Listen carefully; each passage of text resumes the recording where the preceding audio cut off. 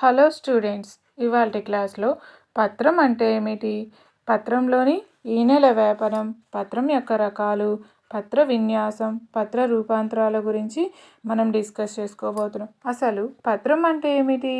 పత్రం కాండం మీద పార్శ్వంగా ఉద్భవించే సాధారణంగా బల్లపరుపుగా ఉండే నిర్మాణం. ఇది కనుపు వద్ద అభివృద్ధి చెంది గ్రీవంలో మొగ్గలను కలిగి ఉంటుంది. వీటిని గ్రీవపు మొగ్గ అంటాం. గ్రీవపు మొగ్గ తర్వాత శాఖగా అభివృద్ధి చెందుతుంది.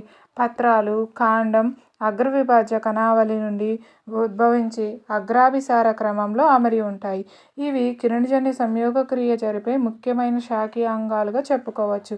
ఒక సాధారణ పత్రంలో 3 ప్రధానమైన భాగాలు ఉంటాయి. అవి పత్రపీఠం, పత్రవృంతం, పత్రదళం. పత్రం కాండానికి పత్రపీఠం ద్వారా అతుక్కొని ఉండి ఇరువైపులా చిన్న పత్రాల్లాంటి పత్ర పుచ్చాలను కలిగి ఉంటుంది. ఏకదళ బీజాల్లో పత్రపీఠం విస్తరించి కాండాన్ని పాక్షికంగా లేదా పూర్తిగా ఒక వరలాగా చుట్టుకొని ఉంటుంది. కొన్ని లెగ్యూమినేసి కుటుంబాలకు చెందిన మొక్కల్లో పత్రపీఠం ఉబ్బి ఉంటుంది. దీన్ని తల్పం లాంటి పత్రపీఠం అంటాం. పత్రవృంతం పత్రదళానికి కాంతి సోకేటట్లు అమర్చబడి ఉంటుంది. పొడవాటి పలుచని నమ్రత గల పత్రవృంతం పత్రదళాన్ని గాలిలో ఊగేటట్లు చేస్తుంది. దానివల్ల పత్రం చల్లబరచబడి పత్ర ఉపరితలాలకి స్వచ్ఛమైన గాలి చేకూరుస్తుంది.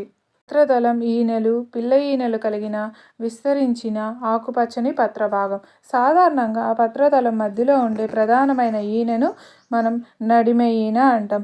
ఈనెలు పత్రదళానికి పటుత్వాన్ని కలగజేస్తూ నీరు, ఖనిజ లవణాలు, పోషక పదార్థాల రవాణాకు మార్గాలుగా ఉంటాయి. వివిధ పత్రాల పత్రదళాలు, వాటి ఆకారము, అంచు, అగ్రం, ఉపరితలం చీలడంలో వైవిధ్యము కనిపిస్తుంది.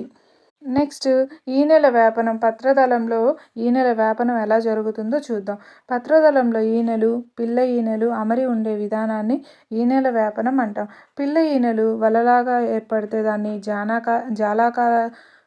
జాలాకార ఈనెల వ్యాపనమని, పత్రదళంలో ఈనెలు ఒకదానికొకటి సమాంతరంగా ఉంటే సమాంతర ఈనెల వ్యాపనమని, ద్విదళ బీజ పత్రాలు సాధారణంగా జాలాకార ఈనెల వ్యాపనాన్ని కలిగి ఉంటాయి. సమాంతర ఈనెల వ్యాపనం అనేది ఏకదళ బీజ మొక్కల యొక్క లక్షణం. నెక్స్ట్ పత్రం రకాలు. పత్రదళం అవిభక్తంగా లేదా విభక్తంగా ఉండి విభక్తకాలు నడిమి ఈనకు తాకకుండా ఉన్నప్పుడు అటువంటి పత్రాన్ని సరళ పత్రం అంటాం. పత్రదళం నడిమి ఈన వరకు పూర్తిగా విభక్తమై అనేక పత్రకాలను ఏర్పరిచేదాన్ని సంయుక్త పత్రం అంటాం. సరళ, సంయుక్త పత్రాలు రెండింటి గ్రీవాల్లోనూ గ్రీవపు మొగ్గలు ఉంటాయి. కానీ సంయుక్త పత్రాల్లోని పత్రకాల గ్రీవాల్లో గ్రీవపు మొగ్గలు ఉండవు. సంయుక్త పత్రాలు 2 రకాలు. అవి పిచ్చాకార సంయుక్త పత్రం మరియు హస్తాకార సంయుక్త పత్రం. పిచ్చాకార సంయుక్త పత్రంలో అనేక పత్రాలు ఒకే వ్యాసాక్షంపై అమరి ఉంటాయి. మనం ఎగ్జాంపుల్గా వేప చెట్టుని చూడొచ్చు. నెక్స్ట్ హస్తాకార పత్రం ఎలా ఉంటుంది? హస్తాకార సంయుక్త పత్రంలో పత్రకాలు బోటాక్స్, సీబా, బురుగ చెట్టు అంటంలో ఒకే చోట లగ్నంగా అమరి ఉంటాయి. నెక్స్ట్ పత్ర విన్యాసం. కాండంపై లేదా శాఖలపై పత్రాలు అమరి ఉండే విధానాన్ని పత్ర విన్యాసం అంటాం. ఇది సాధారణంగా 3 రకాలు. ఏకాంతర పత్ర విన్యాసం, అభిముఖ పత్ర విన్యాసం, చక్రీయ పత్ర విన్యాసం. హైబిస్కస్ రోజా సైనెన్సిస్ ఆవాలు, నెక్స్ట్ సూర్యకాంతం మొక్కల్లో కనిపించేది ఏకాంతర పత్ర విన్యాసం. ప్రతి కనుపు వద్ద ఒకే పత్రం ఏకాంతంగా ఏర్పడుతుంది. నెక్స్ట్ కెలోట్రాపస్, జామ మొక్కల్లో అభిముఖ రకంగా ప్రతి కనుపు వద్ద 2 పత్రాలు ఏర్పడి ఎదురెదురుగా అమరి ఉంటాయి. నెక్స్ట్ నీరియం ఆల్స్టోనియాలలో కనిపించే ప్రతి పత్రం దగ్గర 2 కన్నా ఎక్కువ పత్రాలు ఒక వలయాకారంలో ఏర్పడతాయి. ఈ విన్యాసాన్ని చక్రీయ పత్ర విన్యాసంగా చెప్పుకోవచ్చు. నెక్స్ట్ పత్రం రూపాంతరాలు. పత్రం ఎలా రూపాంతరం చెందుతుంది?